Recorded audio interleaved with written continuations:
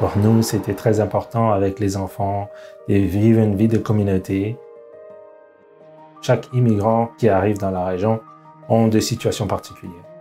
Et dès qu'ils arrivent, on les accueille, on les aide à trouver un logement, aussi à trouver l'emploi. On les aide à faire tout ce qui est vraiment nécessaire pour commencer leur vie ici au Manitoba.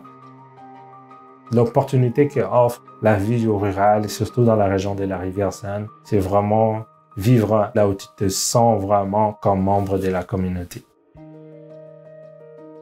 Ici, quand on te dit rural, c'est pas si loin de la ville.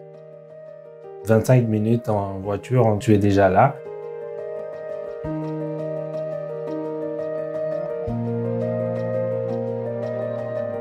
On a plusieurs centres de ressources éducatives à l'enfance qui se retrouvent dans la région de la Rivière-Saine.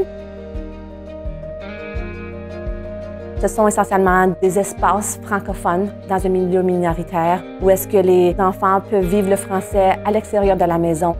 On peut rencontrer d'autres parents francophones, on peut jouer en français, on peut apprendre en français.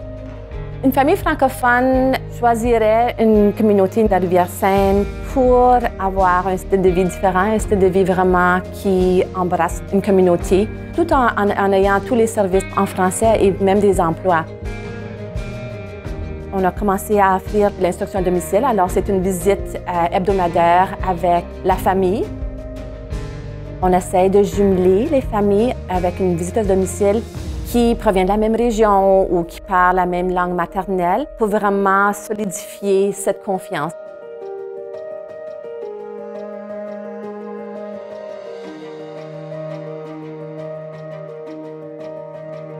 Nos écoles sont très inclusives. On a une responsabilité d'accueillir tous les enfants dans la communauté.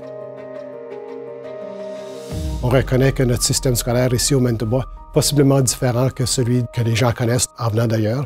Donc, on a un processus qu'on appelle les 3 tasses de thé.